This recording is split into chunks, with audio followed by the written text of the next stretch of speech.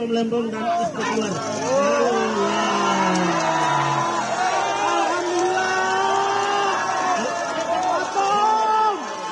Jangan dorong, kalian jangan dorong. Biarin mereka ambil gambar, biarin. Atom lihat ke sana. Ya. Atom akhirnya bebas. Baik, kita pantun ya.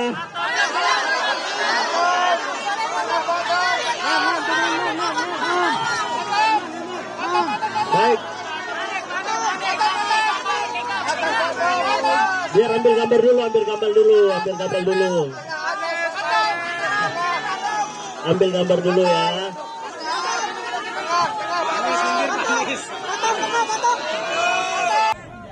Selamat malam teman-teman, ibu bapak, salam sejahtera bagi kita semua. Terima kasih sudah tunggu berjam-jam, termasuk di cuaca yang sangat terik tadi siang.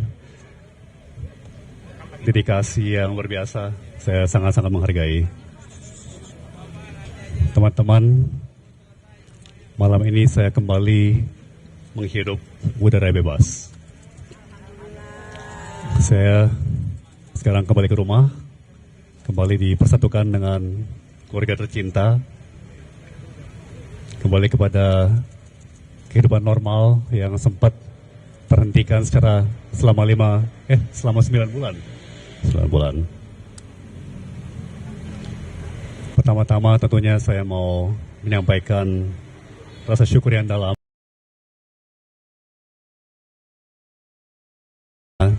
tanpa perkenannya tidak mungkin saya berdiri. Saya juga ingin mengucapkan terima kasih yang sebesar-besarnya kepada Presiden Republik Indonesia, Bapak Prabowo Subianto, bersama atas pemberian abolisi, serta kepada pimpinan serta anggota Dewan Perwakilan Rakyat atas pertimbangan dan persetujuannya. Keputusan ini bukan hanya membebaskan saya secara fisik, tetapi juga memulihkan nama baik saya dan kehormatan saya sebagai seorang warga negara. Saya tahu keputusan ini tidak mudah dan saya menghormatinya sebagai sebuah keputusan konstitusional yang lahir dari pertimbangan yang mendalam. Namun saya juga sangat-sangat sadar bahwa banyak pertanyaan, banyak kegelisahan yang menyertai abolisi ini. Saya juga menghormati pandangan-pandangan seperti itu. Karena sejak awal saya pun merasa bahwa apa yang saya alami ini bukanlah bagian dari proses hukum yang ideal.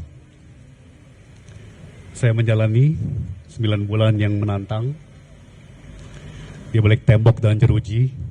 Saya pun banyak waktu untuk merenung. Saya merefleksikan bukan hanya apa yang terjadi pada diri saya, tapi juga bagaimana sistem hukum kita bekerja. Bagaimana publik merespons. Dan bagaimana seharusnya negara hadir untuk melindungi setiap warganya. Saya tahu saya sangat amat beruntung. Saya memiliki tim hukum yang luar biasa. Sahabat-sahabat yang tak henti menyuarakan dan menyerukan keadilan bagi saya, keluarga yang tidak pernah goyah, dan publik luas yang memberikan simpati dan dukungan. Juga tidak mau melupakan para pengurus dan petugas rumah tahanan yang telah melayani dengan penuh sikap profesional dan mengayomi. Saya tidak akan pernah bisa membalas.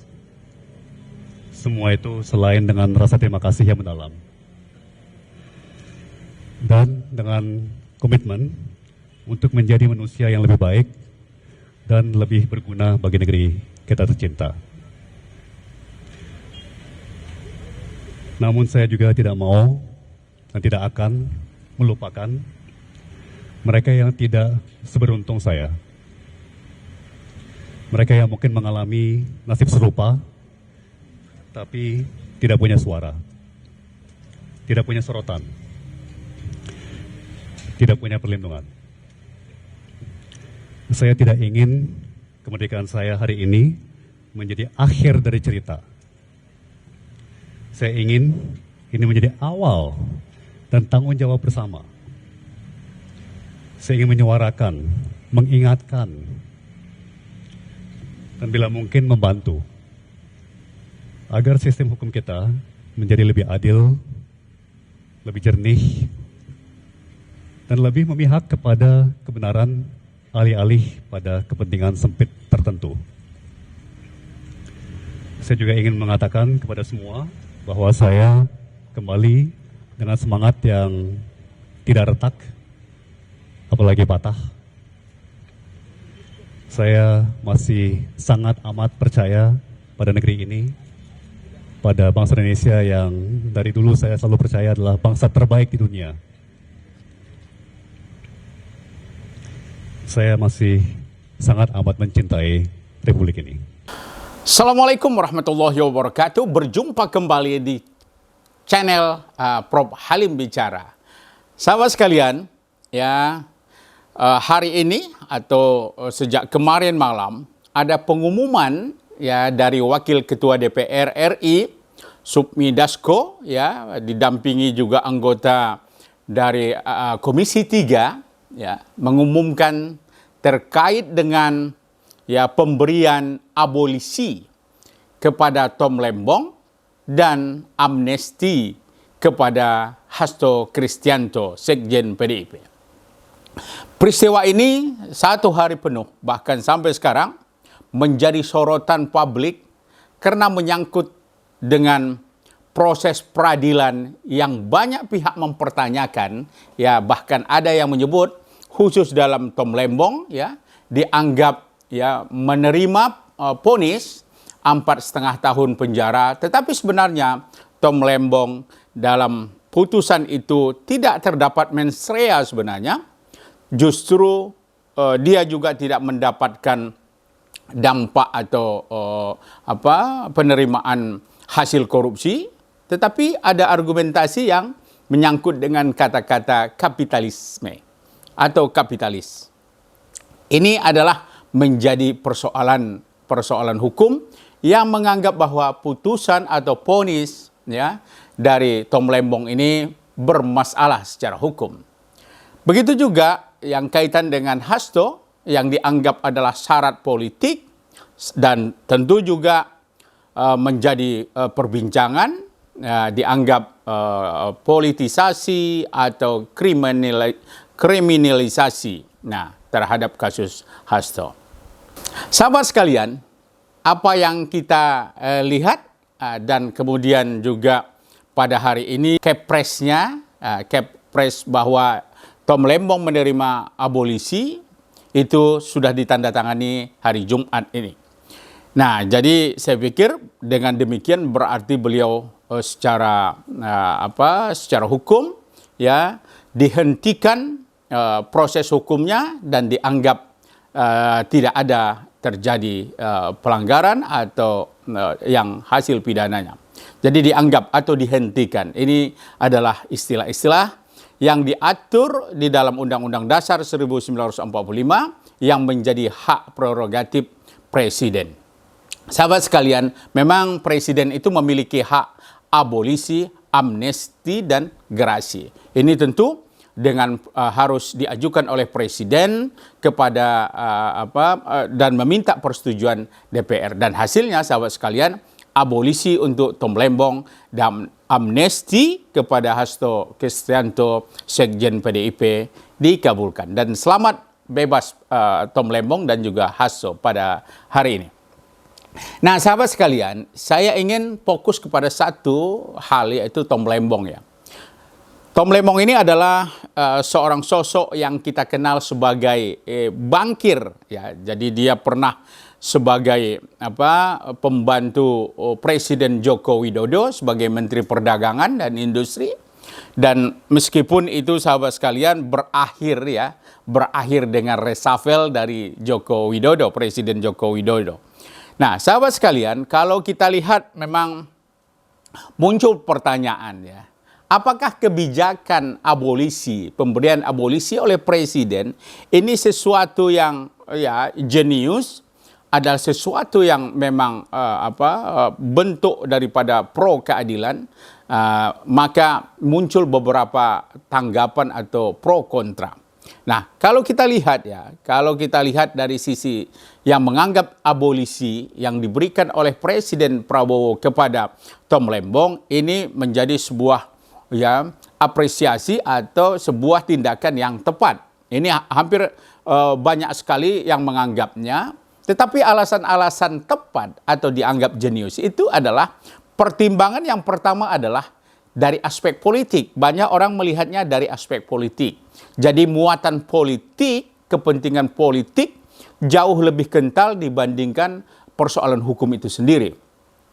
Yang pertama, yang menyatakan analisis beberapa pakar maupun ahli politik ya. Yang pertama adalah untuk meredam konflik. Jadi kalau kita lihat Tom Lembong ini adalah seorang tokoh sentral yang tentu banyak tahu tentang berbagai seluk-beluk ya. Kalau tanda kutip boleh kita sebut adalah rahasia-rahasia yang tentu melibatkan juga tokoh. Salah satunya tentu apa yang dia lakukan sebagai Menteri Perdagangan kaitannya dengan impor gula, maka sebenarnya ini kaitan dengan yang disebut dalam persidangan, fakta persidangan ini adalah perintah dari Presiden Joko Widodo. Jadi ini fakta persidangan mengatakan bahwa Tom Lembong bukan berbuat secara sendiri tetapi adalah berdasarkan perintah daripada Presiden Joko Widodo ketika itu. Karena apa? Karena memang tidak ada visi menteri, yang ada adalah visi presiden. Jadi ini kuat sekali, dan fakta-fakta di persidangan juga mengatakan saksi-saksi apa yang dilakukan terkait dengan importer gula, maka itu adalah sebenarnya keputusan Presiden Joko Widodo.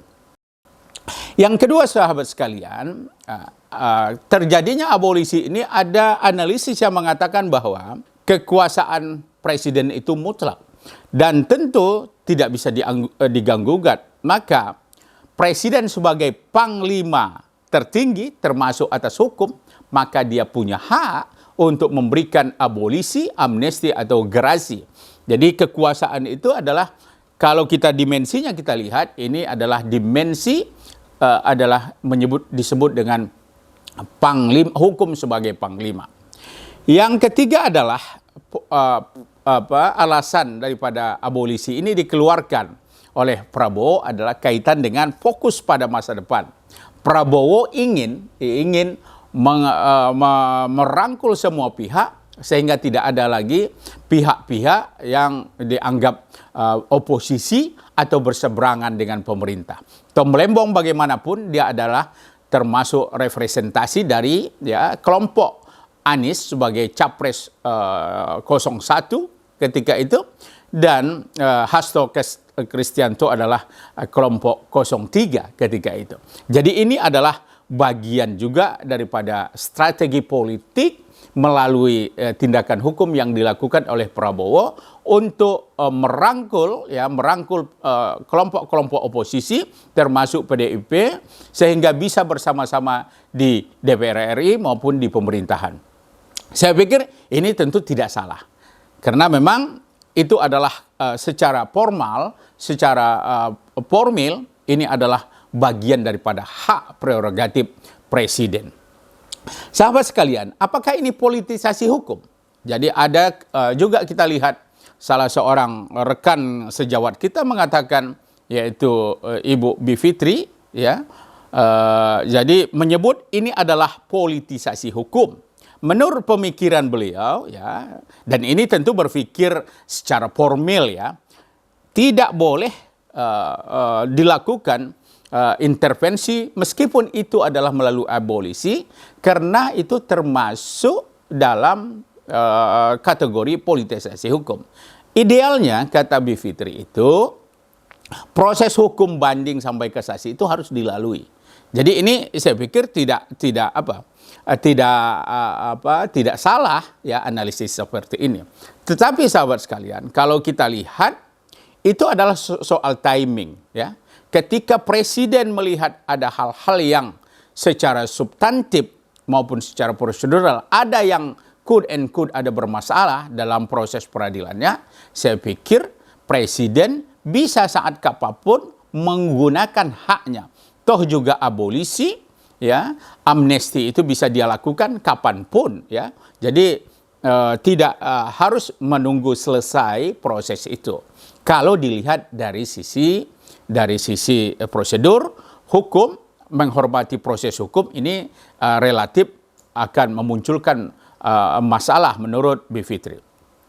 Tapi sebenarnya ini kembali kepada kebijakan dan kajian hukum oleh Presiden Prabowo yang menganggap ini segera harus dilakukan tindakan agar kondisi masyarakat, ya, karena ini mendapat perhatian dari masyarakat, maka ini harus segera dilakukan.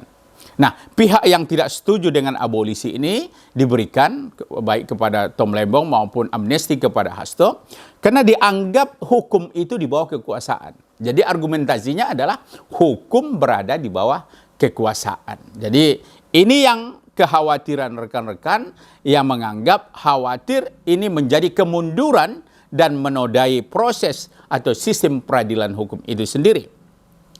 Yang kedua, alasannya adalah nanti ini bisa kehilangan kepercayaan publik terhadap proses hukum yang berkembang di dalam sistem peradilan kita. Jadi ini trust publik. Ya, bisa saja persoalan itu, tetapi menurut saya kehilangan kepercayaan itu akan baru hilang ketika Presiden Prabowo berhenti pada titik abolisi ini.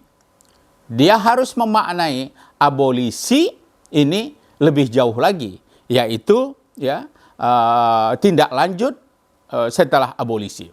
Sebelum itu saya lanjutkan dulu argumentasi yang ketiga yang dilakukan oleh kelompok yang kontra terhadap abolisi amnesti ini adalah, yaitu katanya ini sebuah presiden buruk. Nah, ini sebuah presiden buruk.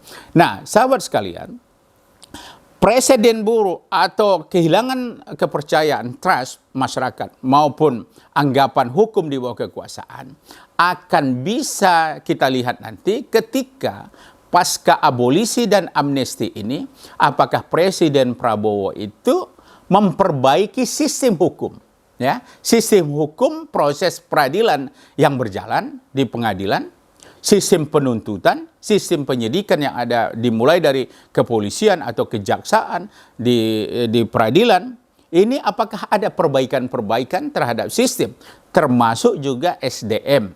Jadi saya pikir dengan adanya abolisi ini, Presiden secara tidak langsung menyatakan bahwa proses yang dilakukan oleh hakim ini ada masalah. Maka saya pikir kita dorong KY untuk memeriksa ketiga hakim itu. Karena dengan demikian akan terjawab nanti apakah hakim ada melakukan pelanggaran atau melakukan kesalahan dalam proses peradilannya itu sendiri. Atau ada intervensi misalnya. Sehingga Tom Lembong maupun Hasto Kristianto dinyatakan bersalah. Ini harus dilakukan oleh KY. Termasuk juga Mahkamah Agung yang bagian tertentu mereka juga bertugas untuk melakukan pengawasan kepada hakim-hakimnya. Saya pikir ini penting dilakukan sehingga perbaikan ke depan itu kepercayaan publik tidak hilang. Jadi ini harus dilakukan oleh Prabowo, Presiden Prabowo, yaitu perbaikan sistem peradilan.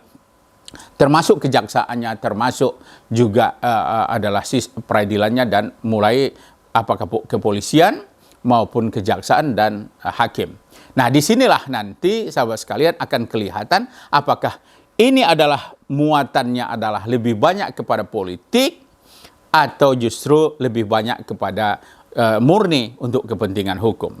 Sahabat sekalian, kalau kita lihat ya, ini juga kaitannya dengan nanti akan dibuktikan apakah Presiden Prabowo juga akan memperbaiki sistem pemberantasan korupsi, ya, yaitu memperbaiki undang-undang ya KPK, dan menurut saya juga termasuk juga undang-undang nanti perampasan aset.